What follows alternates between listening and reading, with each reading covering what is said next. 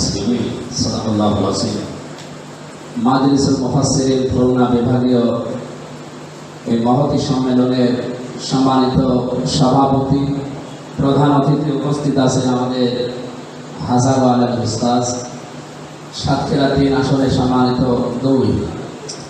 সাতক্ষীরা 2 আসনের সম্মানিত সংসদ সদস্য মুহাদ্দিস আব্দুল খালিক প্রধান আলোচক হিসাবে উপস্থিত হয়েছেন মাজলিসুল মুফাসসিরিন কেন্দ্রীয় কমিটির শ্রদ্ধাভাজন সেক্রেটারি জেনারেল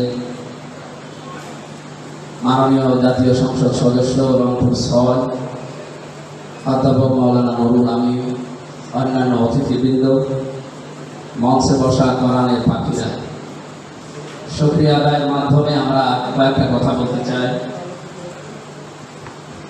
যেখানে যারা আছি কম বেশি কিছু মানুষ যেহেতু মিডিয়ার অংশ আছে, তারা বাদ দিয়ে কম বেশি আমরা সবাই আলেমরা প্রথম কথা নবীদের ওয়ারিস হওয়ার জন্য যে সমস্ত বিষয়গুলো পাওয়া লাগে নবী ওই সমস্ত বিষয়গুলো আমাদের জন্য রেখে যান নাই, আমাদের জন্য রেখে গেছেন এলেম, জ্ঞান।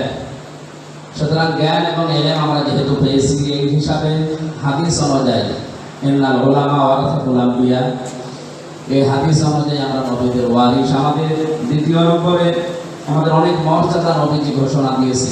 কোরআনে কারিমে আল্লাহ নিজে আমাদের মর্যাদার ঘোষণা দিয়েছে, ইন্নামা ইয়াখশাল্লাহা মিন ইবাদিহিল উলামা।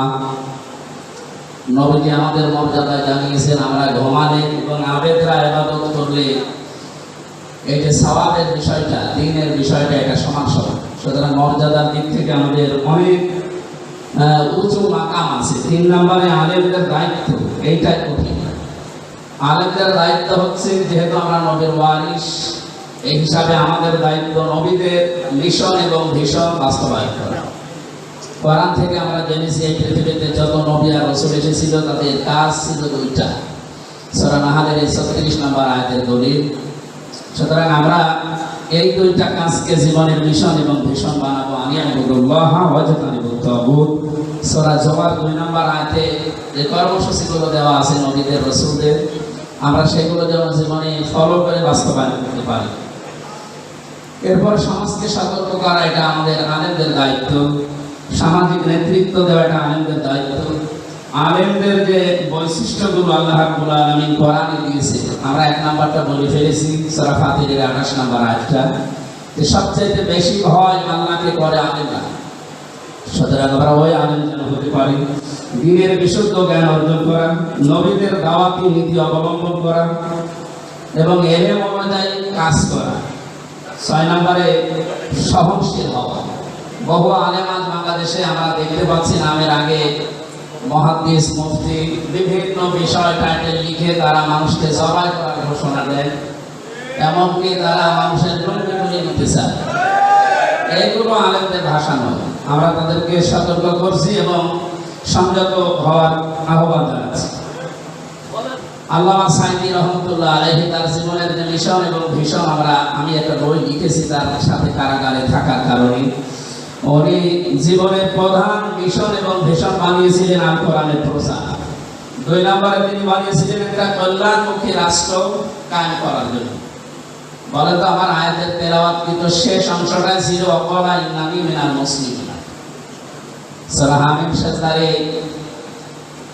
এই 33 নম্বর আয়াতে সে যেন ঘোষণা দেয় যে আমি মুসলমান। প্রাণপ্রিয় আলেম ভাইরা, আয়াতের প্রথম 2টা কথা হয়তো কম বেশি দেশে আমরা সবাই বলি, আমার আহসানু কাওলাম মিম্মান দাআ ইলাল্লাহি ওয়া আমিলা সালিহান। এ পর্যন্ত আমরা কম বেশি সবাই আছি। তো ওয়াকালা ইন্নানি মিনাল মুসলিমিন, আমি মুসলমান, এই পরিচয় দেওয়ার মতো সেই পরিবেশ বাংলাদেশে এখনো আমার মনে হয় গড়ে ওঠেনি।